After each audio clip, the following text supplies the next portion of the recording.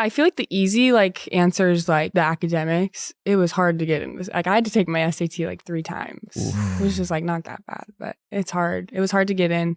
I definitely like obviously the academics, like I wanted to be set up, you know, like God forbid, like I get hurt. Like what would I do after college, after basketball? So, but also I think just like California, like that's why I'm so happy to be in LA because I love Northern California. Like I like Southern California even more. So there's like an appeal to the weather. Being from Oregon, it's so rainy. Like, you know, like it's depressing there. Yeah. But yeah, everything about Stanford. And like, it's definitely kind of like imposter syndrome being there a bit because you're seriously like sitting next to the next Nobel Peace Prize winner because everyone is so bright and gifted.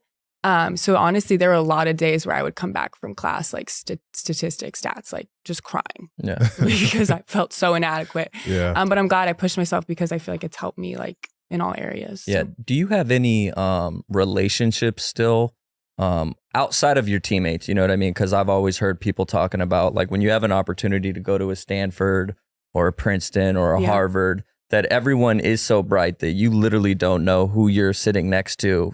You're going to make fun of me. I actually joined a sorority at Stanford. Okay. I know, and I never thought I would, but it's not like your average, like Alabama, like they're all dancing in the doorway, clapping. Like it's not like, that would be too much for me. Normal one. That would be too much for me. I'm still like, I'm very outgoing. So like it still fits with my personality. Like I like to be outgoing. And at Stanford, like the social scene's not very like, there's no like parties. Like, but we would go to Stanford. We would like take the Caltrain to San Francisco when we want to go out, which is like an hour there. Interesting. An hour. It was a trek. Yeah. But I joined a sorority just to make connections, like you said. And yeah, honestly, I'm still friends with so many of the girls. So it's awesome. Great. Your coach, Tara Vanderveer, recently retired. Did you know that was something she was going to be doing at the end of the season? I had a feeling. She's like, she holds her cards close to her chest. I had a feeling because she's just been in the game for so long. And, you know, we've all played for that coach that's just like so established and just like, you know, she's Tara. She's like the greatest of all time in the women's world. And, you know, she's the winningest of all time. So I had a feeling because she's just done so much. But, you know, it's still sad and like sentimental because she's just, to me, she's just like the sweetest grandma. And like she cusses me out, you know, grandma that'll call you dumb and dumber. Like that's like a good one. I don't know what you're like mean it. Like what's like something your coach has said that's like, oh, that's a zinger. Like you got me on that. Are you good with tough coaching? Like, are you accepting of tough coaching? And like Tara was like different. She was kind of more like she was pissed at me. Like she wouldn't like ignore me, but she would let me know if she was mad. Like, you know, when you're that coach when you run off the floor and they don't really tell you anything. Yeah. That's what she would do. You know, but then on the bench, she'd be like, this ain't fucking dumb and dumber. Like, you know, like, you know, S isn't for stupid in Stanford. Or she would say, you know, they made a movie Dumb and Dumber and you're not in it. Like stuff like that.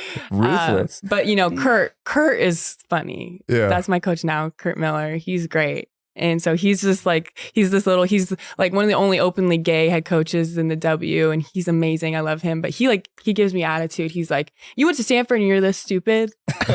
He's like, you're this stupid and you went to Stanford. I'm like, yeah, you're right. Because we were doing late game situations and I took a 2 instead of a 3. And he just like will chew me out. And I love it.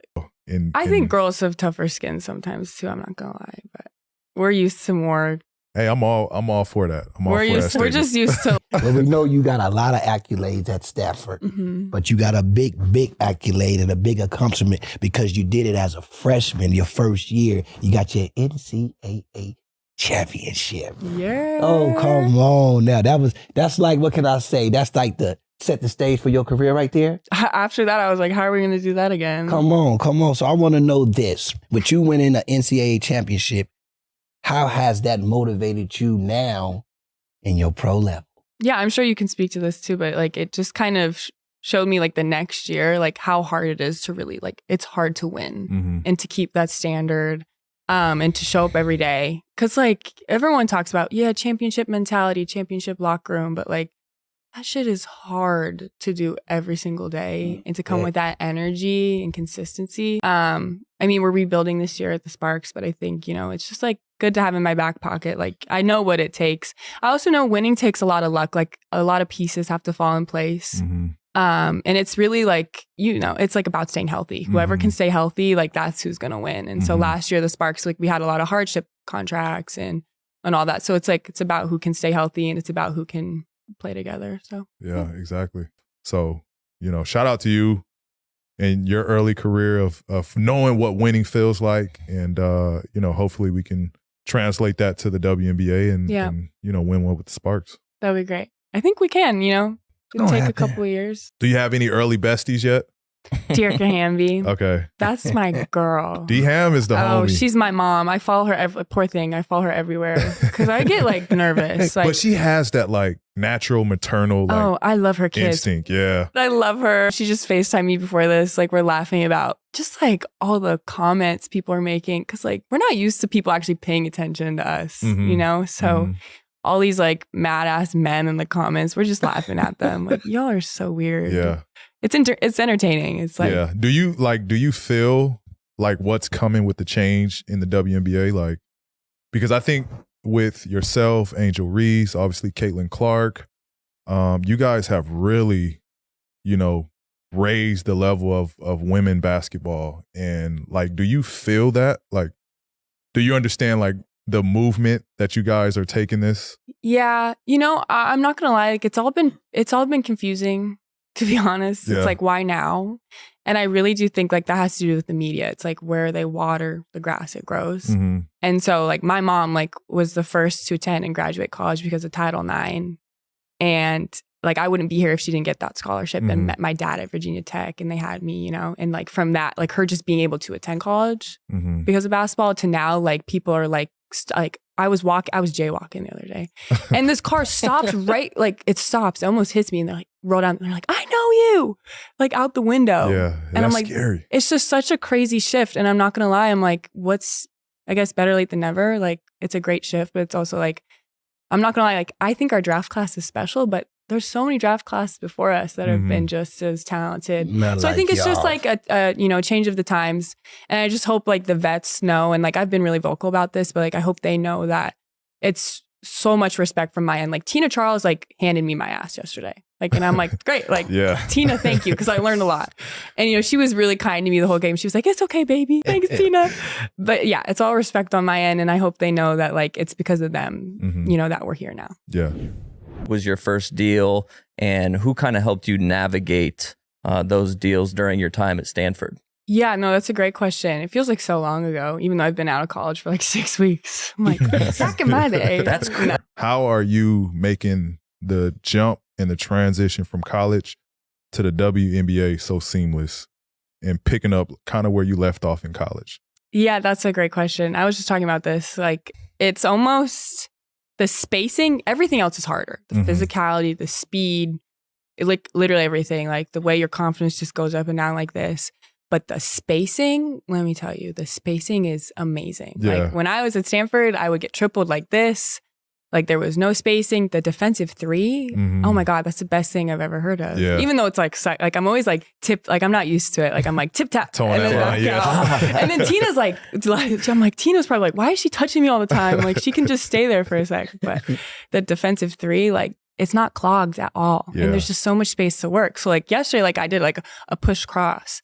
And everyone was that was in your bag? I'm yeah, because I have space to work and I'm actually allowed to play on the perimeter. It's been so fun. It's been hard. Yeah. But my teammates are great. My coaches are great. I'm just having so much fun. It's way more fun than college. Yeah. I loved college, but it's more fun. More fun. I love to move the ball. So I guess the best word is freeing. I feel free. Yeah, feel free. Love that. And we have just good chemistry at the end of the day. And I think I don't know, there have probably been teams you've played on where there's you have great athletes, but there's no chemistry, things blow up. But I think we may not have 5 superstars, but we play well and vibe well off each other. Yeah. And that's all that really matters, to be honest. Have you had any interaction or had a chance to meet Magic? Yeah, I met him at a Lakers game and we were up in the box and I stand up next to him. I'm am I as tall as you? But no, he's actually a big dude. Yeah. He's a big dude. Yeah. And the fact that I told him I was I admire you because you kind of broke the mold. They wanted him to play 4 or 5, right? And he was no, I'm gonna be a point guard. And so I'm you kind of broke the mold. So that's why I admire you. But he just imparted his wisdom saying he told Ricky and I, he was you're the 2 draftees, you're coming in here. He was why can't you take a vet spot? Go take a vet spot. And we were damn, okay. Right. But he's right. It's a job, but we don't want to do that. But if you have to, you have to. And he was just be you and be ruthless. So I was like, I respect it. Yeah.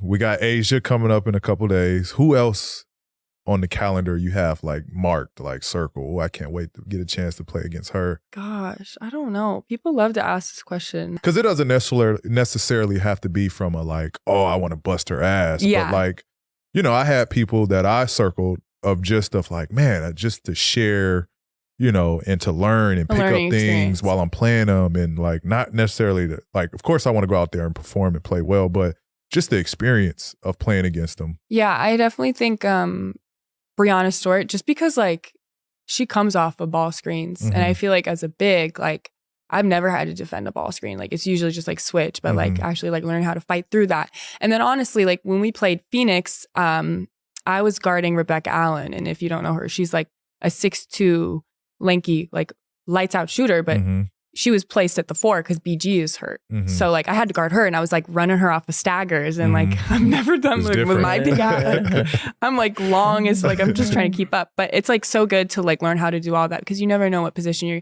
you get switched on to like a Ryan Howard, and like you don't want to get crossed. Like you need to learn how to stay in front of people. So I think like playing against Stewie, like learning how to just guard a player that's just so versatile, I guess. You mentioned earlier about Kim Kardashian coming to the game, and she brought Northwest with her, and that was your first time having the opportunity to meet him. I actually saw the picture that you guys took after the game.